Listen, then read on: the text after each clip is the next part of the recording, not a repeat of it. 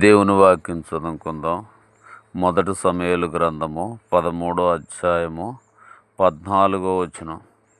యెహోవా నా చిత్తానుసారమైన మనసు గల ఒకరిని కనుగొని ఉన్నాను. నీకు ఆజ్ఞాపించిన దాన్ని నీవు గైకొనకపోతివి గనుక యెహోవా తన జనుల మీద అతనిని అధిపతినిగా నియమించెను. చాలు. సమూయేలు సౌలుతో మాట్లాడుతున్నాడు.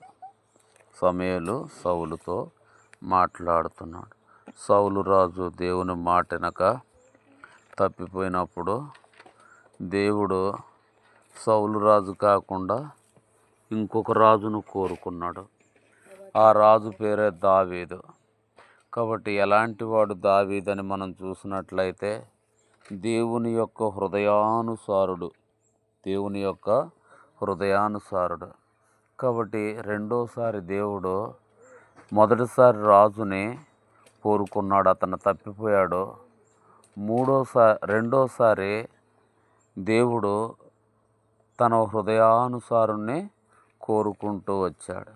కాబట్టి దేవుడు దావీదు ఏ పని చేసినా దేవునికి ప్రార్థించి చేసేవాడు.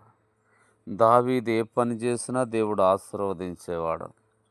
కాబట్టి దావీదు యొక్క లక్షణం ఏంటంటే దేవుని హృదయానుసారుడు కనుకనే దేవుడు అన్ని విషయములు అతన్ని దీవించాడు, ఆశీర్వదించాడు, అతన్ని ఘనపరుస్తూ వచ్చాడు, అతన్ని సంతోషపరుస్తూ వచ్చాడు.